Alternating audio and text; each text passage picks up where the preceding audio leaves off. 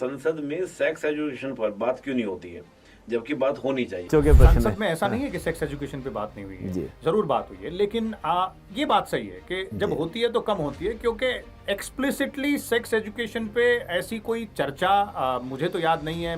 नीलम संजीव रेड्डी जब चौथी लोकसभा के अध्यक्ष बने के पद पे बैठते ही अपनी पार्टी, जो कि उसको कांग्रेस पार्टी के सांसद थे, उससे इस्तीफा दी थी। गठबंधन की राजनीति पे थोड़ा सा नजर डालें तो जब 77 में शुरुआत हुई तब से लेकर धीरे धीरे उसमें सुधार आया। पहली गठबंधन की सरकार जो बनी उसमें वो ज्यादा दिन चली नहीं, सबको मालूम है। या बाहर की दुनिया कैसे देखती है कि अलायंस पॉलिटिक्स को? जयशंकर फिर से जो है एक्सटर्नल अफेयर्स मिनिस्टर हैं और उनका जो हॉकी स्टैंड जिसे कहा जाता है डिप्लोमेटिक टर्म्स में, वो उनका बरकरार है। जो लीडर ऑफ अपोजिशन के पास और जो पावर्स हैं, जो महत्वपूर्ण जिसे कहा जाए, जहां उनका महत्व है, वो है कि कई कमेटियां हैं जिनसे कई बड़े पदों पर बैठने वाले अधिकारियों का चयन होता है। जैसे कि सीबीआई के डायरेक्टर कौन होंगे, ईडी, चीफ विजिलेंस कमिश्नर कौन होंगे, चीफ इंफॉर्मेशन कमिश्नर कौन होंगे। लीडर ऑफ हाउस उतना ही महत्वपूर्ण है जितना कि महत्वपूर्ण लीडर ऑफ अपोजिशन है। Unacademy, let's crack it. नमस्कार दोस्तों, मैं निपुण आलम मैन आप सभी का स्वागत करता हूं अनअकैडमी पर। और दोस्तों, आज एक नया सेशन और एक नए अंदाज में और एक पर्सनैलिटी के साथ आज मैं लेकर आया हूं। दोस्तों, आज हम जो बात करेंगे वो पार्लियामेंट के ऊपर बात करेंगे, और इस मुद्दे में बात करने के लिए आज मेरे साथ हैं एक जाने माने चेहरे। और आपने अक्सर जो विद्यार्थी थे, जब मैं खुद विद्यार्थी था तो मैं भी भाई साहब को देखा करता था, सर को देखा करता था। आपका नाम है विशाल दहिया जी। 15 साल तक सर ने संसद टीवी, जो पहले राज्यसभा टीवी के रूप में जाना जाता था, उस पर सर ने एज ए एडिटर, और आप देखेंगे बहुत सारी डिबेट, मुझे लगता है सैकड़ों से भी ज़्यादा सर डिबेट हुई होगी आपकी। तो मैंने खुद तैयारी जब करता था, मैं भी सर को देखता था, तो आज मैंने सर से रिक्वेस्ट किया कि थोड़ा समय निकालिए ताकि जो स्टूडेंट हैं अपने, उन सबको लाभ मिले। और सर आज भी पार्लियामेंट के पूरे अफेयर्स पर पूरी चर्चा करते हैं, डिस्कशन करते हैं, अनेक उनके आर्टिकल और अनेकों चैनल पर सर बैठते हैं। तो सर मैं आपका स्वागत करूँगा अनअकैडमी के हमारे चैनल पर। धन्यवाद। और सब स्टूडेंट की ओर से आपका स्वागत सर करूँगा। आज सर हम जो बात करेंगे वो बात इसी मुद्दे पे पहले करेंगे कि 18वीं लोकसभा का चुनाव हुआ, और चुनाव के बाद पहला सत्र आपका हुआ हमारा, और पहला सत्र बड़ा गर्मजोशी वाला रहा। चाहे वो प्रोटेम स्पीकर को लेकर बात हो, स्पीकर को लेकर बात हो, डिप्टी स्पीकर को लेकर बात हो, लोकसभा में जो आपका लीडर ऑफ अपोजिशन है, एलओपी है, 10 साल बाद हमको देखने को मिला। इन सारे मुद्दों में चर्चा करूंगा, और मैं जानता हूं कि आप इस पर बहुत ही संक्षिप्त भी और गहराई से भी, एक सारगर्भित हमें चर्चा में भाग लेंगे सर। तो सर, पहला मेरा प्रश्न यही है कि जब स्पीकर की हम बात करें तो स्पीकर का जो रोल होता है, वो रोल कैसे होता है, तो बात ये। और एक बड़ा इंटरेस्टिंग फैक्टर इस बार रहा कि हमने चुनाव देखा, क्योंकि एक परंपरा थी कि सर्वसहमति से होता था। तो इसमें थोड़ा प्रकार क्या पहले भी हुआ है चुनाव, और क्या चुनाव की प्रक्रिया रहती है, थोड़ा सा इसको बताइए। देखिए निपुण जी, आपने स्पीकर की बात की, प्रोटेम स्पीकर की बात की। पहले आपने स्पीकर का सवाल पूछा तो पहले उसी पे बात कर लेते हैं। प्रोटेम स्पीकर पे उस पर बाद में आएंगे, क्योंकि वो भी अपने आप में एक दिलचस्प वाकया है, और वो भी एक बहुत महत्वपूर्ण पद है। हालांकि अस्थायी पद है, लेकिन महत्वपूर्ण पद है।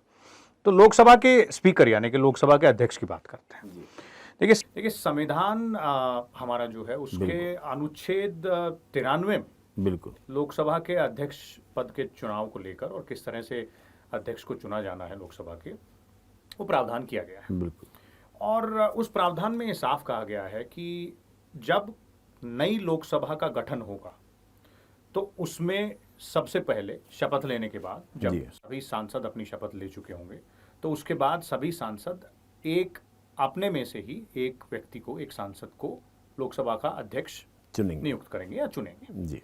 अब चुनाव की प्रक्रिया क्या है? तो सीधे तौर पर चुनाव की प्रक्रिया है कि जिस दिन ये तय होगा कि लोकसभा के अध्यक्ष पद का चुनाव होना है, उस दिन सदन में जितने भी सांसद मौजूद हैं, उनकी सिंपल मेजॉरिटी से अध्यक्ष का चुनाव होगा, अगर चुनाव की आवश्यकता पड़ती है जी। हालांकि ज्यादातर आजादी के बाद से ज्यादातर जो अध्यक्ष बने हैं वो सर्वसम्मति से बने हैं, लेकिन 4 बार ओम बिरला जी का जो चुनाव हुआ है उसको मिला के 4 बार अध्यक्ष पद के लिए चुनाव हुआ है जी। पहला जो पहली लोकसभा जो बनी थी पहले चुनाव के बाद सन 1952 में जी, उसमें लोकसभा अध्यक्ष के पद के लिए चुनाव हुआ। फिर 1967 में चुनाव हुआ, फिर 1976 में चुनाव हुआ, और उसके बाद लगभग 50 सालों तक चुनाव नहीं हुआ लोकसभा के अध्यक्ष पद के लिए जी। लेकिन दोस्तों, इससे पहले हम इस वीडियो में आगे बढ़े, मैं आप सभी से बताना चाहता हूं कि अनअकैडमी की जो एनुअल प्राइस हाइक थी उसे लर्नर्स की डिमांड पर एक्सटेंड कर दिया गया है और अभी भी जो 15 मंथ्स यूपीएससी सब्सक्रिप्शन है वो अवेलेबल है at 24,999 and this is the best pricing you will ever get, जिसमें आपको मिलने वाले हैं top educators for all subjects, complete GS, CSAT और टेस्ट सीरीज का एक्सेस और एक्सेस सभी बैचेस का in all the languages available. तो अभी जाइए और इसे अवेल कीजिए and get the best course for UPSC that is available in the market. और चलिए अब वीडियो पर वापस आते हैं। बीच में विपक्षी दलों ने जरूर किसी लोकसभा में कहा कि हम अपना उम्मीदवार जरूर खड़ा करेंगे, लेकिन फिर बातचीत से बात बनी और सर्वसम्मति से लोकसभा का अध्यक्ष हर लोकसभा में उसके बाद से बना 2024 में चुनाव की नौबत आई, क्योंकि कांग्रेस ने के सुरेश को, जो विपक्षी दल हैं कांग्रेस के नेतृत्व वाले जो इंडिया गठबंधन है, उन्होंने कांग्रेस के सुरेश जो हैं, केरल से जो सांसद हैं 8 बार के, उनको अपना उम्मीदवार बनाया। हालांकि इसमें भी डिवीजन ऑफ वोट्स नहीं हुआ। हाँ, ये इंटरेस्टिंग बात है। वॉइस वोट से ही ये फैसला हो गया कि ओम बिरला ये चुनाव जीत गए हैं, लेकिन फिर भी इसे माना जाएगा कि ये चुनाव है, यानी कि इतिहास में, भारत के इतिहास में 4 बार लोकसभा के स्पीकर पद के लिए चुनाव। बिल्कुल, पहले वोट कास्टिंग 3 बार हुआ तो इस बार नहीं हुआ, ये इंटरेस्टिंग बात इसमें है। अच्छा, जैसे हम बात कर रहे हैं सब की जो प्रोटेम स्पीकर की सभी बात चल रही थी, उसको बिल्कुल चर्चा कर लेते हैं। के सुरेश जी, जैसे आपने नाम लिया, क्योंकि ये भी नाम बहुत आ रहा था प्रोटेम स्पीकर में, के सुरेश जी को बनाइए 8 बार, और जबकि बनाया गया हमारा भर्तहरी जी को। तो जो ये रीजन था कि वो 7 बार लगातार और ये 8 बार जो है, इस पे क्या बहस था, इसमें थोड़ा सा बताएंगे, इसमें क्या मामला था, क्या था ये प्रोटेम स्पीकर का चुनाव? देखिए, प्रोटेम स्पीकर निपुण जी एक ना अस्थाई पद है जी, एक सेरेमोनियल पोजीशन जिसे कहा जा सकता है, लेकिन बहुत ही महत्वपूर्ण सेरेमोनियल पोजीशन है। जब नई लोकसभा का गठन होता है, जब चुन के आते हैं सांसद, तो उनको शपथ लेनी होती है और सांसदों की शपथ सदन के अंदर होती है जी। जब सदन को बुलाया जाएगा, उसकी सभा जब बुलाई जाएगी, तो उसकी अध्यक्षता करने के लिए कोई होना चाहिए। बिल्कुल। लेकिन अभी तो अध्यक्ष का चुनाव नहीं हुआ है। अध्यक्ष का चुनाव शपथ ग्रहण सांसदों की शपथ से पहले नहीं हो सकता जी। तो इसलिए एक प्रोविजन है नियमावली में कि एक प्रोटेम स्पीकर, राष्ट्रपति एक प्रोटेम स्पीकर को नियुक्त करेंगे।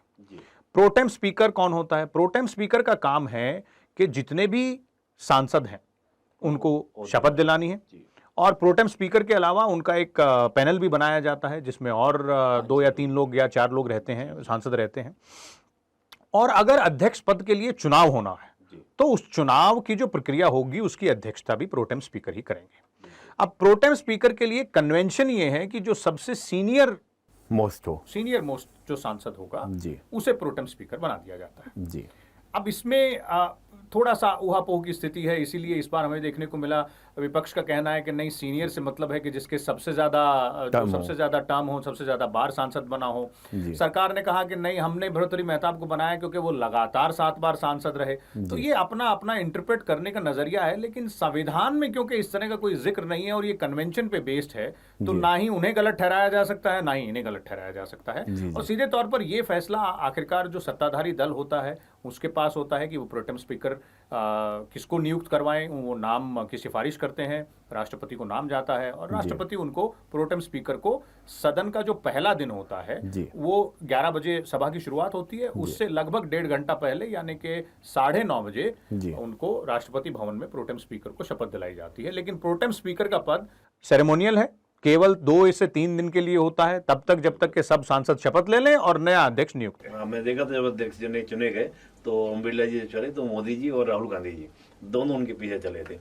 अब लीडर ऑफ ऑपोजिशन को राहुल गांधी जी के बहुत बिरली तस्वीर देखी उन लोगों ने कि पहली बार हमको इतना देखने में मधुरता के साथ दोनों लेके चले, क्योंकि वो लीडर ऑफ ऑपोजिशन बने। थोड़ा सा उस पर बताइए, लीडर ऑफ ऑपोजिशन, क्योंकि 10 साल तक हमने नहीं देखा।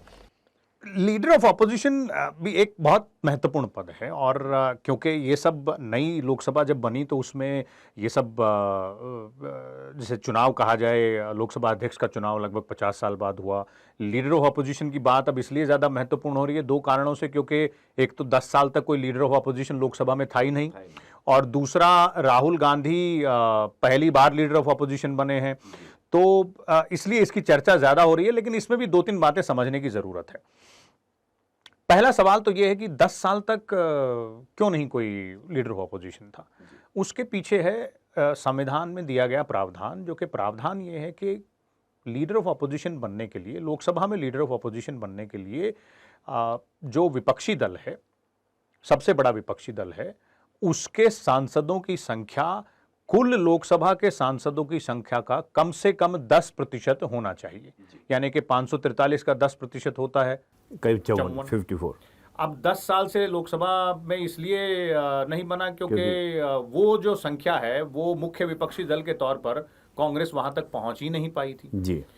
इस बार कांग्रेस पार्टी को 99 सीटों पर जीत मिली, तो वो ऑटोमेटिकली जो है उनका, अब वो क्योंकि सबसे बड़ी विपक्षी दल है, तो वो उनका जो लीडर होगा हाउस में, वो एक लीडर ऑफ ऑपोजिशन की पोजीशन उसे मिलेगी जी। अब लीडर ऑफ ऑपोजिशन जिसे विपक्ष का नेता कहा जाता है, अब उसके पास अधिकार भी है जी, और काफी सारे अधिकार हैं बिल्कुल, और उसकी एक स्टैट्यूटरी पोजीशन भी है जी। 1977 में एक एक्ट पास किया गया था, salaries and allowances of act 1970 aspects. जी। तो उसके तहत लोकसभा और राज्यसभा में लीडर ऑफ ऑपोजिशन की जो पोजीशन है उसके लिए उसकी एक पोजीशन जो है मतलब प्रोटोकॉल में तय की गई। जो विपक्ष का नेता है दोनों ही सदनों में, लोकसभा में भी और राज्यसभा में भी, उसको कैबिनेट मंत्री के स्तर का दर्जा मिलता है। बिल्कुल, वो कैबिनेट मंत्री नहीं है लेकिन कैबिनेट मंत्री के स्तर का दर्जा मिलता है, यानी कि उसको सैलरी, अलाउंस और बाकी जो सुविधाएं होते हैं वो सब कैबिनेट मंत्री की तरह मिलेंगे। हायरार्की में भी कैबिनेट मंत्री में की तरह ही होगा, और जो हायरार्की उसमें भी नाम आता है। बिल्कुल बिल्कुल होगा। अब लोकसभा के जो लीडर ऑफ अपोजिशन होते हैं उनके पास कई सारे अधिकार भी हैं और कई सारे महत्वपूर्ण अधिकार हैं, जैसे कि जो पब्लिक अकाउंट्स कमेटी है जी, उसकी चेयरपर्सन, उसके अध्यक्ष वो रहते हैं, उसके मेंबर भी वो रहते हैं। इसी तरह कई और कमेटियां हैं जिसके सार्वजनिक समिति के भी रहते हैं वही, और जो जॉइंट कमेटी जी अगर बनाई जाती है तो उसमें भी वो मेंबर होते हैं।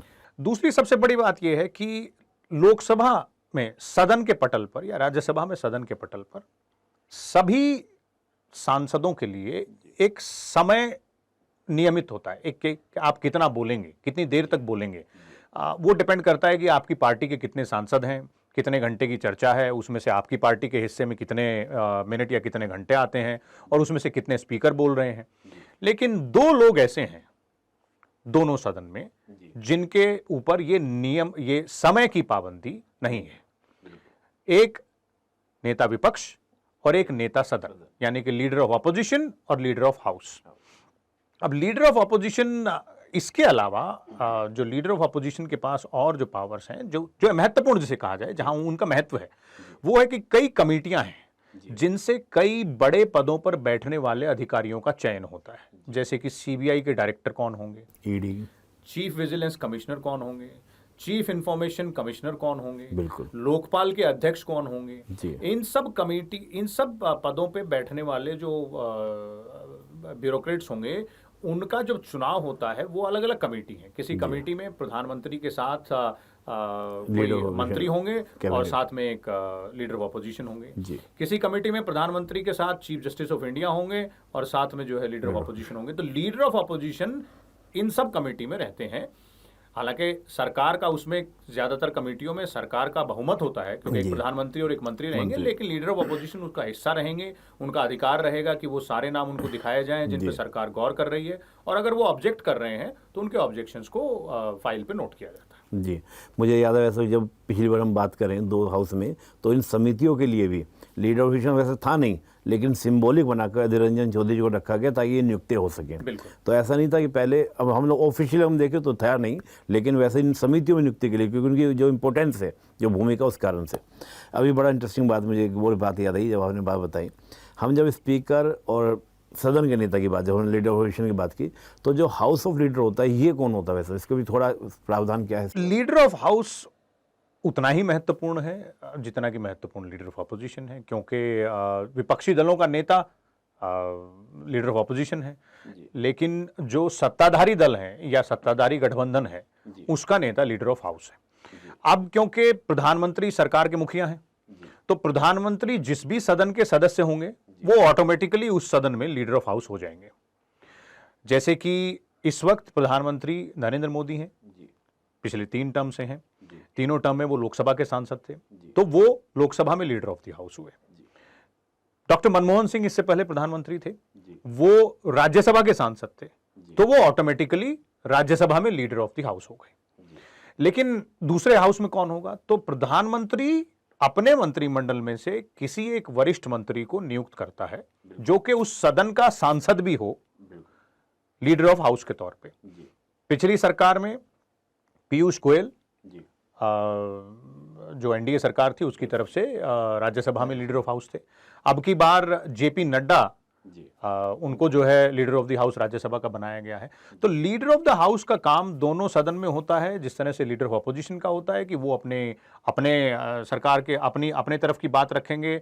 पूरे जो पूरी जैसे सांसदों की टोली कहा जाए उनका किस तरह से कौन बोलेगा, कैसे कौन करेगा। हालांकि प्रधानमंत्री के पास इतना समय नहीं होता है लीडर ऑफ द हाउस होने के नाते, तो उनका जो संसदीय कार्य मंत्री हैं या फिर उनके जो और वरिष्ठ सहयोगी है मंत्रिमंडल में, वो सब इन सब बातों को मैनेज करने में, फ्लोर मैनेजमेंट जिसे कहते हैं, उनमें उनका सहयोग जरूर करते हैं। बिल्कुल। अच्छा, वैसे मैं देख रहा हूँ जैसे इस बार लीडर ऑफ अपोजिशन बड़ा अच्छा रहा और विपक्ष भी इस बार बड़ा उत्साहित भी आपको दिख रहा है। और हम देखें तो सत्तारूढ़ दल है, उसके पास भी मेजोरिटी है, लेकिन एक अलायंस गवर्नमेंट की आई है। और हम देख रहे हैं कि पहली प्रोटेम स्पीकर से जिस प्रकार गहमा गहमी शुरू हुई, चाहे वो स्पीकर के इलेक्शन को लेकर बात करें, अभी डिप्टी स्पीकर भी लगातार चल रहा है। थोड़ा डिप्टी स्पीकर बताइए, फिर हम लोग एक अलायंस पॉलिटिक्स में बात करूँगा। मैं आपको डिप्टी स्पीकर में भी बताता हूँ। और कुछ ना निपुण जी, कुछ बहुत ही इंटरेस्टिंग फैक्ट्स हैं जी लोकसभा स्पीकर को लेकर भी। हम लोग थोड़ा सा आगे निकल गए, हमने लोकसभा के अध्यक्ष की चुनाव की प्रक्रिया की बात की और किस तरह से उनके अधिकार होते हैं। वो अधिकार भी बहुत महत्वपूर्ण है। लोकसभा अध्यक्ष के पास बहुत अधिकार है। सबसे बड़ा काम तो उनका है कि उन्हें सदन चलाना है। तो सदन की जो भी कार्यवाही है, यानी कि जो भी कामकाज है, उसका जो फैसला है किस तरह से होगा, लिस्ट ऑफ बिजनेस में क्या आएगा। हालांकि उसके लिए एक कमेटी भी होती है जिसमें सभी पार्टियों के रिप्रेजेंटेटिव होते हैं, वहाँ तय होता है, बिजनेस एडवाइजरी कमेटी जिसको बोलते हैं। लेकिन अंतिम फैसला लोकसभा अध्यक्ष के पास होता है कि किस दिन किस चीज़ को रखा जाए। नोटिस सांसदों की तरफ से आते हैं, चाहे वो शून्यकाल में जिसे हम 0R कहते हैं, उसमें उनको मुद्दे उठाने हैं, तो उसमें से किसको वो मंजूरी देंगे, किसको नहीं देंगे। किसी मुद्दे पर चर्चा करने के लिए अगर विपक्ष किसी मुद्दे पर चर्चा करना चाहता है तो किस पर, उस मुद्दे पर किस दिन चर्चा हो सकती है सरकार से बातचीत करने के बाद, क्योंकि जवाब सरकार को देना है। इसके अलावा सबसे महत्वपूर्ण जो अधिकार लोकसभा स्पीकर के पास है वो है दल बदल कानून के तहत। बिल्कुल, ये अधिकार लोकसभा स्पीकर के पास है कि वो किसी भी सांसद की जो सदस्यता है उसे रद्द कर सकते हैं या उस पर फैसला रिजर्व भी कर सकते हैं, जैसा कि हमने बहुत सारी विधानसभाओं में भी देखा है। बिल्कुल। और जो कि जिसे कहा जाए कि फिर उसमें पॉलिटिकल खींचतान भी चलती है, महाराष्ट्र में भी ऐसा हुआ। लेकिन ये एक महत्वपूर्ण अधिकार है और ये अधिकार लोकसभा के अध्यक्ष को संविधान में दल बदल कानून के तहत उसमें दिया गया है। अच्छा, एक मुझे प्रश्न यहाँ पे दिमाग में आया, जैसे दल बदल कानून जो निर्णय लिया, जो भी डिसीजन लिया, भाई ये मेंबर होगा, भाई ये नहीं होगा, क्या उसको न्यायपालिका में चुनौती दे सकते हैं? लोकसभा अध्यक्ष के फैसले को या राज्यसभा के चेयरमैन के फैसले को न्यायपालिका में कोई चुनौती नहीं दी जा सकती है। उस पर सवाल जरूर उठाए जा सकते हैं, लेकिन आपने देखा होगा कि हमेशा न्यायपालिका की तरफ से, महाराष्ट्र के केस में भी हमने देखा कि हमेशा न्यायपालिका की तरफ से गुजारिश की जाती है विधानसभा के अध्यक्ष को या लोकसभा के अध्यक्ष को कि आप तुरंत अपना फैसला लें। ये केवल गुजारिश है, वो बाध्य नहीं है, क्योंकि हमारे संविधान में जुडिशरी और लेजिस्लेटिव दो अलग अलग ब्रांच हैं और दोनों के पास समान, एक तरीके से दोनों का अपना अपना अधिकार है, अपने अपने सेपरेशन ऑफ पावर्स है, अपना अपना कार्य क्षेत्र है और उस कार्य क्षेत्र में उसका अपना अपना प्रभाव है। जी, मुझे याद आया महाराष्ट्र वाले मैटर पे तो सुप्रीम कोर्ट ने टिप्पणी की थी कि जो आपने काम किया ये न्यायोचित नहीं था, ये नहीं कहा संवैधानिक था, कि हाँ ये जस्टिस नहीं लग रहा है, तो उसको थोड़ा ध्यान दीजिए। आपकी बात को उसने वो किया। अच्छा, स्पीकर की वैसे हम बात करते हैं, मैं अक्सर बच्चों से क्लास में बोलता भी हूँ कि जब हम एक चेयर के मतलब एक मंच के ऊपर हम 3 लोगों को देखें, एक कार्यपालिका का रिप्रेजेंटेटिव देखें, एक विधायिका का देखें, एक न्यायपालिका का देखें, तो वहाँ हमको कार्यपालिका का रिप्रेजेंटेटिव पीएम दिखाई देते हैं और जुडिशरी के हमको देखने को मिलते हैं चीफ जस्टिस ऑफ इंडिया। तो विधायिका के रिप्रेजेंटेटिव को स्पीकर दिखाई देते हैं। अनेकों मंचों हम जब देखते हैं तो ये स्पीकर का ये भी एक इंपॉर्टेंस हो जाता है कि हमारी जितनी भी पार्लियामेंट्स हैं, मतलब पार्लियामेंट के अलावा जितने आपके लोकसभा के बाद राज्यसभाएं, विधानसभाएं और आपका जितने भी हम विधान परिषद देखते हैं, उनका रिप्रेजेंटेटिव भी स्पीकर होता है। जी बिल्कुल। और जो इंटरनेशनल यूनियंस पार्लियामेंट्री एसोसिएशंस हैं, सीपीयू वगैरह, चाहे सीपीयू है या फिर आईपीसी है, उन सब में रिप्रेजेंटेटिव के तौर पर लोकसभा के अध्यक्ष ही जाते हैं, उनके नेतृत्व में जाया जाता है, या फिर वो किसी को नामित करते हैं, किसी को वो रिप्रेजेंट करने के लिए भेजते हैं, तो वहाँ होता है। लेकिन लोकसभा के अध्यक्ष के हम चुनाव की बात कर रहे थे और कार्यकाल की बात कर रहे थे, तो थोड़ा सा पीछे इतिहास में जाएं तो कई बहुत रोचक तथ्य, बड़े इंटरेस्टिंग तथ्य हैं। जैसे कि मैंने आपको बताया कि चौथी बार ही है भारत के इतिहास में, आज़ाद भारत के इतिहास में, कि चुनाव हुआ है। जी। इसी तरह ओम बिरला केवल 5वें ऐसे लोकसभा अध्यक्ष हैं जो लगातार दूसरी बार जी लोकसभा अध्यक्ष की कुर्सी पर आए। आसीन हुए। जी सबसे पहले एम के अयंगर थे, जी उसके बाद जीएस ढिल्लों थे, जी और उसके बाद बलराम जाखड़ थे, और उसके बाद जीएमसी बालयोगी थे। ये वो 4 लोकसभा अध्यक्ष थे जो कि लगातार 2 बार चुने गए। लेकिन यहाँ भी बड़ा एक इंटरेस्टिंग फैक्ट है। जी। वो इंटरेस्टिंग फैक्ट ये है कि इन चारों में से केवल बलराम जाखड़ ऐसे थे जिन्होंने की लगातार 2 कार्यकाल कंप्लीट किए लोकसभा अध्यक्ष के तौर पे। बाकी सब लोग अपने 2 कार्यकाल पूरे नहीं कर पाए। नहीं कर। तो अगर ओम बिरला पूरा कार्यकाल करते हैं, जो कि लग रहा है अभी, तो शुरुआत ही हुई है 18वीं लोकसभा की, और सरकार के पास ठीक ठाक मेजोरिटी भी है गठबंधन के सहयोगियों के साथ, तो वो दूसरे ऐसे व्यक्ति हो जाएंगे जो कि होगा। लेकिन एक और बड़ा इंटरेस्टिंग पहलू है कि क्या लोकसभा अध्यक्ष के पास वोटिंग राइट होता है, और वो होता है तो वो कैसे एक्सरसाइज करते हैं। बिल्कुल होता है लोकसभा अध्यक्ष के पास वोटिंग राइट, लेकिन लोकसभा अध्यक्ष अपने मत का प्रयोग केवल उसी स्थिति में करते हैं जब दोनों तरफ से किसी भी मसले पर, विधेयक पर, किसी विधेयक पर या किसी चर्चा पर अगर वोटिंग हो रही है, तो अगर वोट दोनों तरफ बराबर हैं तो उस टाई को तोड़ने के लिए लोकसभा के अध्यक्ष का मत इस्तेमाल किया जाता है। क्या अभी तक हुआ है कभी या नहीं हुआ है? उसके अलावा किस तरह से लोकसभा के अध्यक्षों ने, पहले के अध्यक्षों ने किस तरह से किया, जैसे कहा जाए कि एक मॉरल ग्राउंड पे जैसे फैसला लिया जाए। नीलम संजीव रेड्डी जी जब चौथी लोकसभा के अध्यक्ष बने तो उन्होंने एक बड़ी डिफरेंट चीज की। उन्होंने लोकसभा अध्यक्ष के पद पे बैठते ही अपनी पार्टी, जो कि उस वक्त कांग्रेस पार्टी के सांसद थे, उससे इस्तीफा दे दिया। उन्होंने कहा कि क्योंकि लोकसभा अध्यक्ष का पद बाई पार्टीजन पद है जी, यानी कि इसमें कोई भेदभाव नहीं करना है, जी। तो मैं अपने पार्टी से इस्तीफा देता हूं। जी पार्टी से मैंने इस्तीफा दे दिया, तो अब मेरा कोई पार्टी से लेना देना नहीं है। इसी तरह सोमनाथ चटर्जी, हाँ काफी, जो कि 14वीं लोकसभा के अध्यक्ष थे, जब वामपंथी दलों ने न्यूक्लियर डील पर सरकार से, मनमोहन सिंह जी की सरकार से जब समर्थन वापस लिया जी, तो उस पर बहस शुरू हुई। तो वामपंथी दलों ने सोमनाथ चटर्जी, जो कि सीपीआईएम के सांसद थे, उन्होंने कहा कि आप, हमने सरकार से समर्थन वापस ले लिया है, आप लोकसभा अध्यक्ष पद से इस्तीफा दे दीजिए। उन्होंने लोकसभा अध्यक्ष के पद से इस्तीफा देने से मना कर दिया जी। तो ये एक बाई पार्टीशनशिप मानी जाती है। लेकिन वो पहले ऐसे अध्यक्ष बने जिनको अध्यक्ष के पद पर रहते हुए उनकी पार्टी ने निकाल दिया। सीपीआईएम ने इस बात के चलते सोमनाथ चटर्जी को पार्टी से निकाल दिया था। तो ये बड़े रोचक तथ्य हैं जिनमें पता चलता है। पहली महिला अध्यक्ष कौन थी लोकसभा की? मीरा कुमार। मीरा कुमार भारत में पहली महिला अध्यक्ष बनी लोकसभा की, वो 15वीं लोकसभा की अध्यक्ष बनी, और लगातार 2 बार भारत की संसद में लोकसभा को महिला अध्यक्ष मिले, क्योंकि 16वीं लोकसभा में भारतीय जनता पार्टी की तरफ से जब सरकार थी तो सुमित्रा महाजन लोकसभा अध्यक्ष बनी। तो ये बड़े इंटरेस्टिंग फैक्ट्स हैं। जी बिल्कुल।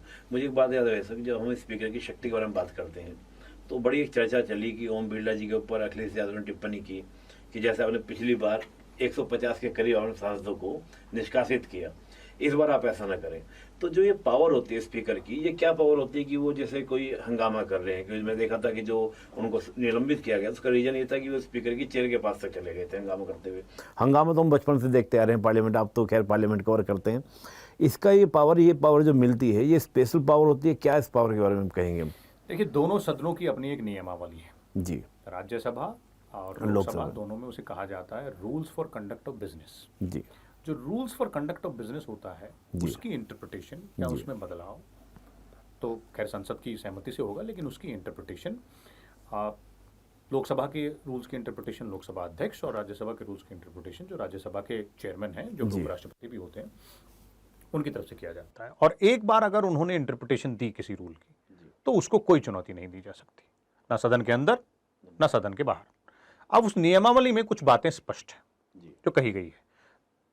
ताकि सदन की कार्रवाई सुचारू रूप से चले, उसके लिए पहली बात यह स्पष्ट है कि कोई भी सांसद वेल में नहीं आएगा हाउस के, कोई भी सांसद प्लेकार्ड नहीं दिखाएगा, कोई भी सांसद जब दूसरा सांसद बोल रहा होगा तो उसके बीच में टोका टोकी नहीं करेगा। उसके लिए है, आप अगर सवाल पूछना चाहते हैं, अगर आप जैसे मान लिया सांसद हैं, अगर आप कुछ बात कह रहे हैं और मैं अगर उसमें बीच में बोलना चाहता हूं तो मैं एक बार खड़ा होकर अपनी बात जरूर कहूंगा। अगर आप ईल्ड करते हैं जी, अगर आप इजाजत देते हैं तो मैं उसमें अपनी बात रख सकता हूं, लेकिन अगर आप इजाजत नहीं देते हैं तो मैं नहीं रख सकता। जी, लेकिन इतना पेशेंस लेवल आजकल हमने देखा है कि वो है नहीं, तो वो जो है थोड़ा सा उसमें हंगामा होता है, नारेबाजी होती है। जी। तो इन सब स्थितियों में लोकसभा के अध्यक्ष और राज्यसभा के चेयरमैन के पास ये अधिकार है कि वो उन सांसदों को जो कि इस तरह की कार्रवाई कर रहे हैं जी। उनको 1 दिन के लिए, 5 दिन के लिए, पूरे सेशन के लिए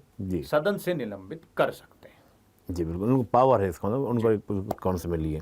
अभी जब हम बात कर रहे थे, जो लोकसभा के स्पीकर की हमने बात की और डिप्टी सभी हमने बात की, अब मुझे इस बार थोड़ा सा ये लग रहा है कि जो इस बार हमारा पूरा कार्यकाल रहने वाला है लोकसभा का, वो बड़ा हंगामेदार रहने वाला है, क्योंकि हम अलायंस पॉलिटिक्स को दोबारा से देख रहे हैं। 14 में ख़त्म हो गई थी तरह से, क्योंकि बीजेपी के लिए मेजोरिटी से आई थी। 19 में भी बड़ी अच्छी सीटें 303 बीजेपी के पास थी। इस बार 240 है, टोटल घटक दल को मिला के 293 सीटें हैं। एक तो अलायंस पॉलिटिक्स को लेकर जैसे कहा जा रहा है कि अब वो बात नहीं रहेगी सरकार में पॉलिसीज को इम्प्लीमेंटेशन को लेकर, या थोड़ा से पहले अलायंस पॉलिटिक्स के हिस्ट्री में बात करते हैं 77 से थोड़ा सा, उससे थोड़ा बताइए कि इस बार थोड़ा डिफरेंट कैसे अलायंस पॉलिटिक्स जो की इस बार रहने वाली है। देखिए, गठबंधन की सरकारों का दौर आपने ठीक कहा 77 से शुरू हुआ और लगभग 3 दशक तक गठबंधन की सरकारों का दौर चला, जिसमें आपने सही कहा 2014 में और 2019 में भारतीय जनता पार्टी अपने दम पर सरकार उन्होंने बना सकते थे। हालांकि गठबंधन के सहयोगी उनके साथ रहे, एनडीए गठबंधन के सहयोगी थे, उनको मंत्रिमंडल में भी स्थान दिया गया, उनको महत्वपूर्ण जगह भी दी गई। जी। लेकिन गठबंधन की राजनीति पे थोड़ा सा नजर डालें तो जब 77 में शुरुआत हुई तब से लेकर धीरे धीरे उसमें सुधार आया। धीरे धीरे पहली गठबंधन की सरकार जो बनी उसमें वो ज़्यादा दिन चली नहीं, सबको मालूम है, उसमें बड़ी खींचतान रही। उसके बाद कुछ दल टूटे भी, कुछ दल आपस में मिले भी। फिर उसके बाद दोबारा जब सन 80 में इंदिरा गांधी दोबारा चुन के आई तो उनको मेजोरिटी मिली। फिर राजीव गांधी, फिर 84 में राजीव गांधी को मेजोरिटी मिली और 90 में जब जो है मतलब चुनाव हुए तो गठबंधन की सरकारों की एक बार फिर शुरुआत हुई। वीपी सिंह 99 तक वो चला। वीपी सिंह प्रधानमंत्री बने, फिर चंद्रशेखर प्रधानमंत्री बने। 91 से 96 तक बड़ा महत्वपूर्ण, बड़ा इंटरेस्टिंग पीरियड था जब पीवी नरसिम्हा राव प्रधानमंत्री थे। पहला तो ये कि पहली बार कोई गैर गांधी परिवार का आदमी कांग्रेस की सरकार का मुखिया बना, यानी कि प्रधानमंत्री बना। अभी तक उससे पहले या तो लाल बहादुर शास्त्री के अलावा दूसरी बार बना। हालांकि लेकिन दूसरी बार बना लाल बहादुर शास्त्री के अलावा, लेकिन पहली बार 5 साल पूरे करने वाला बना। शास्त्री जी अपना पूरा 5 साल का टेन्योर नहीं कर पाए थे, तो पहली बार बना। दूसरी बात कि उन्होंने 5 साल माइनॉरिटी की सरकार चलाई जी। उनके पास मेजॉरिटी नहीं थी, लेकिन बड़ी सक्सेसफुली उन्होंने 5 साल माइनॉरिटी की सरकार चलाई जी। और उस दौरान जो लिबरलाइज पॉलिसी है, इकोनॉमिक पॉलिसी है, उसके लिए भी जो है मतलब पीवी नरसिम्हा राव और तत्कालीन जो फाइनेंस मिनिस्टर थे मनमोहन सिंह, उनको भी बहुत याद किया जाता है। उसके बाद फिर एक दौर आया जिसमें एचडी देवगौड़ा, इंद्र कुमार गुजराल, ये सब प्रधानमंत्री बने। अटल बिहारी वाजपेयी भी प्रधानमंत्री बने। पहली सरकार 13 दिन चली, दूसरी सरकार 13 महीने ही चली। तीसरी बार जो है उनको जो मौका मिला उसमें वो जो है 5 साल चला पाए, लेकिन उनकी भी गठबंधन की सरकार थी। फिर उसके बाद यूपीए का रेजिम आया 2004 और 2009 में। उन्होंने यूपीए गठबंधन के तहत सरकार चलाई, तो वो भी अलायंस पॉलिटिक्स की सरकार थी। 10 साल माना जा सकता है कि एनडीए की सरकार थी, लेकिन बीजेपी के पास पूर्ण बहुमत था, तो उसे अलायंस पॉलिटिक्स की सरकार में ना ही माना जाए तो बेहतर। बिल्कुल। एक बार फिर से वापसी हुई है। अब आप पूछ रहे हैं कि उसमें क्या बदलाव आ सकता है, तो मैं जैसे कह रहा था कि धीरे धीरे कुछ इंप्रूवमेंट्स आई हैं, कुछ बदलाव आए हैं। पॉलिसी को लेके जो है मतलब जिस तरह से रुकावट होती थी या टकराव होता था वो, हालांकि जो दूसरा टर्म यूपीए का था उसके आखिरी 2 साल में हमने देखा कि पॉलिसी पैरालिसिस जो है मतलब लगभग अपने चरम पर था। बिल्कुल। कुछ गठबंधन की राजनीति की वजह से, कुछ आपसी जैसे राजनीति की भाषा में सरफुटबल का करप्शन भी बहुत ज्यादा, बिल्कुल उसकी वजह से। लेकिन अब ये जो सरकार है इसमें नरेंद्र मोदी लगातार तीसरी बार प्रधानमंत्री बने हैं, तो एक वो बड़ी बात है। दूसरी बात ये है कि पहली गठबंधन की सरकार है जिसमें जो सबसे बड़ा दल है, यानी कि भारतीय जनता पार्टी इसमें सबसे बड़ा दल है, उसके पास इतनी बड़ी संख्या में अपने सांसद हैं। अभी तक जो गठबंधन की सरकारें बन रही थी उसमें 200 का आंकड़ा जरूर पार किया था, 208 था, 208 का आंकड़ा जरूर पार किया था, लेकिन 240 तक नहीं पहुंचे थे। तो 240 सांसद खुद बीजेपी के पास।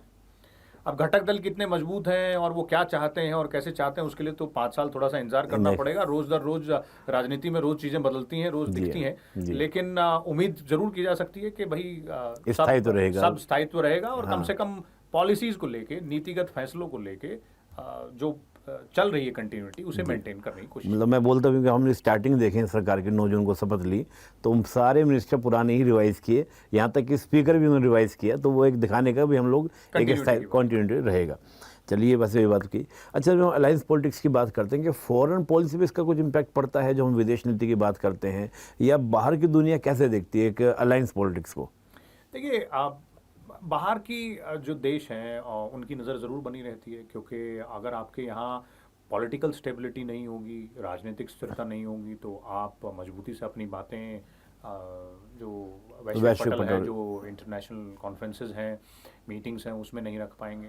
लेकिन इंटरेस्टिंग पार्ट यहाँ ये है कि आपने कंटिन्यूटी की बात की। एस जयशंकर फिर से जो है एक्सटर्नल अफेयर्स मिनिस्टर हैं, और उनका जो हॉकी स्टैंड जिसे कहा जाता है डिप्लोमेटिक टर्म्स में, वो उनका बरकरार है। तो ऐसा लग नहीं रहा है कि जब हम पॉलिसीज की बात करते हैं कि कोई बहुत बड़ा असर पड़ेगा। और जहाँ तक भारत की स्थिति की बात है तो प्रधानमंत्री वही हैं, सत्ताधारी दल वही है, एक्सटर्नल अफेयर्स मिनिस्टर वही हैं, तो डिफेंस मिनिस्टर सब विदेश के जो नेता हैं या विदेश की जो सरकारें हैं उनके लिए शायद कुछ खास बदलाव यहाँ देखने को नहीं मिला। हाँ, मैंने देखा जब इटली गए प्रधानमंत्री मोदी जी खुद अभी मीटिंग लेने के लिए, तो वहाँ उसी अंदाज में थे, उसी तरह से बात की, सब जगह अपनी बातें रखी। ये जब हमने वैसे बात की, और मैं एक बड़ा इंटरेस्टिंग बात मुझे याद आई कि जब मैं आपके बारे में बताया, अपने स्टूडेंट से मैंने बात किया, हम सरकार को या किसी भी पार्टी को वोट देते हैं, मतलब बड़ा इंटरेस्टिंग क्वेश्चन है कि जब हम किसी पार्टी को वोट करते हैं तो हमें क्या सोच के वोट करना चाहिए। ये सबके दावे रहते हैं, हर कोई कह रहा है मैं भी संविधान बचाऊंगा, मैं भी संविधान बचाऊंगा, तो हम किसको विश्वास करें? देखिए, चुनाव के दौरान कई सारे जिसे मैं कहूँगा, मैं तो उनको राजनीतिक जुमले कहता हूँ, चुनावी जुमले कहता हूँ, क्योंकि कई सारे वादे किए जाते हैं, बड़ी बड़ी बातें की जाती हैं। लेकिन एक नागरिक के तौर पे क्या सबसे महत्वपूर्ण है? सबसे बड़ी महत्वपूर्ण चीज़ एक नागरिक के तौर पे है, क्योंकि अल्टीमेटली जो सरकार बनाएगा उसका काम क्या है? जी, देश का विकास करना, जी, देश की जो पॉलिसीज़ हैं उनको मजबूती से चलाना, जी, और बाहर जो वैश्विक पटल है, इंटरनेशनल जो फोरम है, उन पर देश की बात मोटे तौर पर सामने मजबूती से रखना। तो ये 2-3 पहलू हैं। सबसे पहला तो विकास की जहाँ तक बात आती है, उसके फिर कई सारे पहलू हो जाते हैं। भाई, सड़क, बिजली, पानी तो उसका एक पहलू है ही। दूसरा, हर वोट डालने वाला ये भी सोचता है कि इससे मुझे क्या मिलेगा। मुझे क्या मिलेगा में ये नहीं है कि आपको फ्री में क्या मिलेगा, मुझे क्या मिलेगा मतलब ओवरऑल विकास में मुझे क्या मिलेगा। चाहे वो नौकरी से जुड़ी बात हो, चाहे वो टैक्स से जुड़ी बात हो, चाहे वो सेहत से जुड़ी बात हो, तो ये सब पॉलिसी से रिलेटेड मैटर्स हैं। जी, मतलब यानी कि सरकार की जो पॉलिसीज़ को देख के हमको डिसीजन लेना चाहिए कि किसको हमको वोट करना है। चलिए, मैं अगला क्वेश्चन सीधा, मतलब मेरे मन में भी क्वेश्चन उठ रहे हैं, लेकिन हम सीधा पहले बच्चों को क्वेश्चन पूछ लेता हूँ। एक बच्चे ने क्वेश्चन, बड़ा इंटरेस्टिंग क्वेश्चन पूछा है, उसका पूछना ये है कि जो ब्यूरोक्रेट्स हमारे होते हैं, यानी कि नौकरशाही हमारी जो है, IAS वगैरह अधिकारी जो होते हैं, यहाँ भी करप्शन का लेवल है। बात होती है नेताओं की, तो बहुत बात करते हैं हम लोग कि नेता में करप्शन है, चाहे हम मुख्यमंत्री को जेल में डाल दें, कुछ भी कर दें, लेकिन ब्यूरोक्रेसी में जो करप्शन है उसको हम कैसे रोक सकते हैं? इस पर आप कुछ बोलना चाहेंगे? देखिए, करप्शन एक ऐसा मसला है जो कि ना ही तो केवल नेताओं तक सीमित है, ना ही ब्यूरोक्रेसी तक सीमित है, आम जनता भी इसमें करप्शन में आम जनता इन्वॉल्व है। अब आप ब्यूरोक्रेट हैं, मैं आम जनता हूँ, अगर मैं आपको पैसे दूंगा ही नहीं तो आप लेंगे किससे? बिल्कुल, करप्शन होगा कैसे? सही बात है। पहली बात तो ये है। और दूसरी बात, जो ब्यूरोक्रेट्स हैं या जो अफसरशाही जिसे हम कहते हैं, वो बहुत महत्वपूर्ण है इस देश में। स्ट्रक्चर की अगर बात करें तो एग्जीक्यूटिव की जिसकी हम बात करते हैं, अफसरशाही जो है एक महत्वपूर्ण ब्रांच है, उसके बगैर बहुत सारी चीज़ों को चलाना बहुत मुश्किल होगा, और उसका एक अलग महत्व भी है। और कुछ चेक्स एंड बैलेंसेस संविधान में भी दिए गए हैं, नए नए कानून बने हैं, उनमें भी दिए गए हैं, तो ऐसा नहीं है कि चेक्स एंड बैलेंसेस नहीं है। और जब हम करप्शन की बात करते हैं तो मेरा मानना है कि ऐसा भी नहीं है कि सभी करप्ट हैं, ऐसा नहीं है कि सभी ईमानदार हैं, लेकिन ऐसा भी नहीं है कि सभी करप्ट हैं। बिल्कुल बिल्कुल सही बात है, यानी कि अच्छे भी लोग हैं तो बुरे भी लोग हैं, दोनों से, और अच्छे हैं तभी दुनिया चल रही है, जब सिस्टम चल रहा हम है। अपना कंट्रीब्यूशन करें। मैं अगर कुछ, आप कोई गलत काम अगर आपके और मेरे मिलके होने वाला है, अगर मैं उसमें अपना कंट्रीब्यूशन नहीं दूंगा तो आप आधा काम, गलत काम तो वहीं खत्म हो गया। बहुत बढ़िया। और मुझे बात याद आई बड़ी अच्छी, चाणक्य कहा करते थे कि उनके गबन के तरीके 40 हैं। और सरकार अगर लो बना के भी चाहे ना, रोकना नहीं हो सकता, ये नैतिकता के दायरे से ही, और समाज जब नैतिक होगा तो ऑटोमेटिकली हमारे अधिकारी भी नैतिक, वो भी समाज से निकल कर आते हैं। एक प्रश्न बड़ा इंटरेस्टिंग प्रश्न भी है और थोड़ा सा हटके भी है कि प्रश्न ये है बच्चे का कि संसद में सेक्स एजुकेशन पर बात क्यों नहीं होती है, जबकि बात होनी चाहिए, और होती है तो बहुत कम होती है। देखिए, ये युवाओं के प्रश्न है, बच्चों के प्रश्न है। संसद में ऐसा नहीं है कि सेक्स एजुकेशन पे बात नहीं हुई है, जी। जरूर बात हुई है, लेकिन ये बात सही है कि जब होती है तो कम होती है, क्योंकि एक्सप्लिसिटली सेक्स एजुकेशन पे ऐसी कोई चर्चा मुझे तो याद नहीं है पिछले कुछ जो लोकसभा है उनमें कि एक्सप्लिसिटली उसको लेकर कोई एक अलग से चर्चा की गई हो, या फिर उसका कोई नतीजा निकल के सामने आया हो। लेकिन जब एजुकेशन पॉलिसी की बात होती है, या फिर युवाओं की बात होती है, या फिर इस तरह का कोई मुद्दा उभर के सामने आता है, कोई अपराध महिलाओं के खिलाफ होता है, ऐसा कई बार हुआ है संसद में, उसको लेकर काफी हंगामा हुआ, फिर उसके ऊपर कोई चर्चा हुई तो उसमें सब सांसदों ने अपनी चिंता जताई, सरकार ने कहा भी कि हम पूरी कोशिश करेंगे कि इसकी रोकथाम करें, जहां बदलाव की जरूरत होगी वहां बदलाव लेके आएंगे। जब कानून बनते हैं तो उनमें बात होती है, उनमें जो अलग अलग सेक्सुअल वायलेंस से लेकर जो संबंधित जो उसके प्रोविजंस हैं उन पे जब चर्चा हो रही थी तो उन पे भी बात हुई। तो हाँ, ये यहाँ मैं सहमत हूँ कि जितनी होनी चाहिए, शायद जो यंगर जनरेशन है उसके लिहाज से जितनी होनी चाहिए और जितनी खुलकर बात होनी चाहिए शायद उतनी नहीं हो रही है, लेकिन ऐसा नहीं है कि नहीं होती है, हाँ, लेकिन मैंने देखा कि एक दो विधानसभा में चर्चा हुई भी तो वो थोड़ा सा अलग दिशा में चली गई, उसका थोड़ा सा अलग तरह से हो गया। फिर आप बिहार की बात, नीतीश कुमार जी के बारे में बोल रहा हूँ, वो थोड़ा सा अलग तरीके से बात हो गई थी। एक बच्चे ने बड़ा और एक क्वेश्चन पूछा कि हाँ, इसका बच्चे का प्रश्न ये है कि सर जब हम लोग स्टडी करते हैं और जब हम पार्लियामेंट को पूरा पढ़ते हैं, और जैसे हम अपने एग्जाम के ऊपर बात करें कि प्रारंभिक परीक्षा हमारी यहाँ होती है, मेंस होता है, फिर इंटरव्यू होता है, इसमें जब हम क्वेश्चन तैयार करते हैं तो कई बार बहुत सिंपल, जैसे स्पीकर पे क्वेश्चन आया था कि जब स्पीकर को हटाने का प्रस्ताव हो तो हटाने के प्रस्ताव के समय क्या वो वोट करने का अधिकार रखता है। तो ये बच्चे ने क्वेश्चन कि सर जब वो संसद में ऐसा क्वेश्चन आया तो ऐसे क्वेश्चन को हम तैयारी करते समय किसको फॉलो करें, लोकसभा की नियमावली को फॉलो करें या राज्यसभा की नियमावली को, कैसे हम इसको स्टडी करें? देखिए, ये बड़ा इंटरेस्टिंग सवाल है और बहुत महत्वपूर्ण सवाल है, और इस तरह के सवालों का जवाब आपको कहाँ मिलेगा मैं बताता हूँ। जैसे मैंने कहा कि कुछ चीज़ें हैं जो कि संविधान में लिखी गई हैं। संविधान के अनुच्छेद 93 में ये लिखा गया है कि लोकसभा का स्पीकर का चुनाव कैसे होगा। फिर उसके बाद उसी में नीचे लिखा गया है कि अगर लोकसभा के स्पीकर को हटाना है तो उसकी प्रोसेस क्या होगी और किस तरह से होगा। कुछ बातें ऐसी हैं जो कि लोकसभा और राज्यसभा की जो नियमावली है, यानी कि जो rules of conduct of business है, उसमें लिखी गई हैं। जैसे कि अभी हम बात कर रहे थे लोकसभा अध्यक्ष के जो अधिकार हैं सांसदों को निलंबित करने के, तो वो नियमावली में लिखे गए, वो संविधान में नहीं है। तो आपको नियमावली को रेफर करना पड़ेगा और फिर उनकी इंटरप्रिटेशन को भी रेफर करना पड़ेगा। हर बार हर लोकसभा अध्यक्ष ने किसी न किसी नियम पे एक इंटरप्रिटेशन दी है, जो कि इंटरप्रिटेशन फिर उस नियमावली का हिस्सा बनती है, और फिर आने वाले अध्यक्ष उसी को फॉलो करते हैं। मैं इस पर जवाब देना चाहूंगा अपनी ओर से, आपने बड़ा अच्छा बताया। देखो बच्चों, क्या होता है जो करंट में इश्यूज चल रहे होते हैं, अगर हम पूरी लोकसभा नियमावली देखें तो पूरी किताब है, वो संविधान से मोटी किताब है, ऐसी राज्यसभा की वो किताब हो जाती है, तो उसको पूरा नहीं पढ़ना है। जो भी करंट इश्यूज चल रहा है तो एक बार हल्का सा उसी के संबंधित प्रोविजन आपको देख लेना है और अपने नोटबुक में उसको नोट कर लेना है। तो बच्चों के यही क्वेश्चन मेरे पास में आए थे और बड़ा इंटरेस्टिंग सेशन रहा। अंत में मैं आपकी ओर से चाहूँगा कि कुछ बच्चों का मैसेज देना चाहें जो हमारे यूपीएससी के बच्चे तैयारी करते हैं, तो उनके लिए आपकी ओर से कोई मैसेज। देखिए, क्योंकि आपने तो पार्लियामेंट्री अफेयर्स में आईएएस जो बैठते हैं वो भी उनका काम भी यही होता है, देखते हैं। देखिए, पॉलिसी और जो करंट अफेयर्स हैं, अगर उससे संबंधित बात करें तो सबसे महत्वपूर्ण बात यह है कि करंट अफेयर्स से जुड़े मुद्दे या पॉलिसी से जुड़े मुद्दे, अगर उनकी आपको और गहन समझ लेनी है तो आपको रेगुलरली उनको फॉलो करना पड़ेगा, अखबार पढ़ते रहने पड़ेंगे। अखबारों में केवल खबर पढ़ने से काम नहीं चलेगा, एनालिसिस आते हैं, ओपेड होता है, उसमें हर मुद्दे से जुड़े एनालिसिस होते हैं। अलग अलग अखबार हैं, आपको जो अच्छा लगता हो आप उसको पढ़ सकते हैं, लेकिन एक की बजाय अगर आप 3 या 4 अलग अलग पहलू देखना चाहें और समझें तो एक थोड़ा सा विजन थोड़ा सा और ब्रॉड होता है। क्रिटिकल आपके एनालिसिस। पास बिल्कुल आपके पास अपने लिखने के लिए, जी। आप उसको अपनी शब्दों में लिखने के लिए आपके पास फिर वो बातें रहेंगी कि भाई मैंने हिंदू में ये पढ़ा, या एक्सप्रेस में ये पढ़ा, जी। डेक्कन हेराल्ड में ये पढ़ा, या फिर अमर उजाला में ये पढ़ा, दैनिक जागरण में ये पढ़ा। और उसमें जो कॉलमनिस्ट लिखते हैं वो विश्लेषक होते जी। हैं, उनमें कुछ ब्यूरोक्रेट्स भी होते bureaucrats होते हैं, हैं। उनमें कुछ सांसद भी होते हैं, कुछ मंत्री भी होते हैं। तो वो बातें अपने अपने लिहाज से लिखते हैं, तो आपको वो सब पहलू मिल जाते हैं। जी। तो वो सबसे बड़ी रिपोजिटरी जिसे मैं कहूंगा, जी। करंट अफेयर्स और पॉलिसी से जुड़े जो मुद्दे हैं, वो रिपोजिटरी आपका अखबार है। जी नहीं, पहले तो जब मैं खुद स्टडी करता था तो मैं तो आपके डिबेट देख के वहाँ पे सब जो आते थे ब्यूरोक्रेट्स, उनका मैं पॉइंट्स को लिख के अपना आंसर लिख लिया करता चलिए, था। तो आप वहां तो डिबेट नहीं है, लेकिन आप बुलाते रहिए, हम यहाँ डिबेट करते रहेंगे, उसमें कोई दिक्कत नहीं। जी जी बिल्कुल। और मुझे लगता है बच्चों के लिए बड़ा काम कर रहा होगा कि उन्हें बहुत सारी चर्चा की स्पीकर को लेकर भी। एक लास्ट में एक प्रश्न मुझे रह गया, मैं दिमाग में वो बीच में मिस कर गया।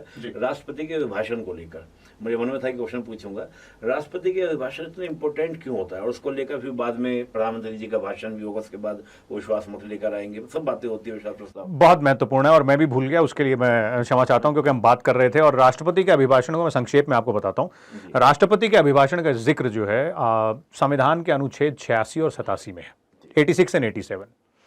अब 87 कहता है कि आर्टिकल 87 जो है वो कहता है कि जब भी कोई नई लोकसभा चुन के आएगी, यानी कि नई लोकसभा का जब गठन होगा, तो उसके पहले सत्र में राष्ट्रपति का अभिभाषण होगा।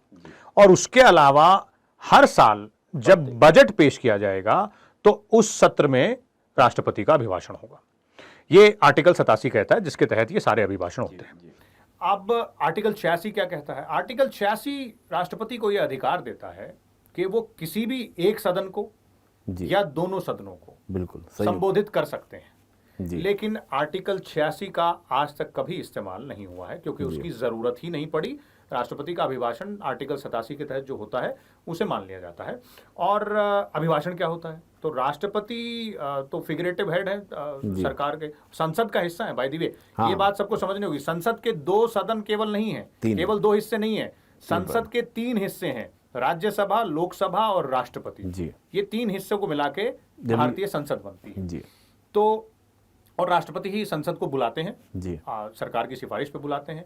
अब राष्ट्रपति के अभिभाषण में क्या होता है? राष्ट्रपति के अभिभाषण में सरकार के जो बातें होती हैं, जो कामकाज होता है, या जो उनकी प्लानिंग होती है, आने वाले साल की, आने वाले 5 साल की जो नीतियों की बात होती है, वो राष्ट्रपति के अभिभाषण में उसका जिक्र किया जाता है। एक इंटरेस्टिंग बात और है, जो कि शायद सबको अच्छी लगे। मैं उनमें बग्गी की बात है 1950 में, अच्छा जी, जब संविधान लागू हुआ जी, तो राष्ट्रपति का अभिभाषण हर सत्र में होता था।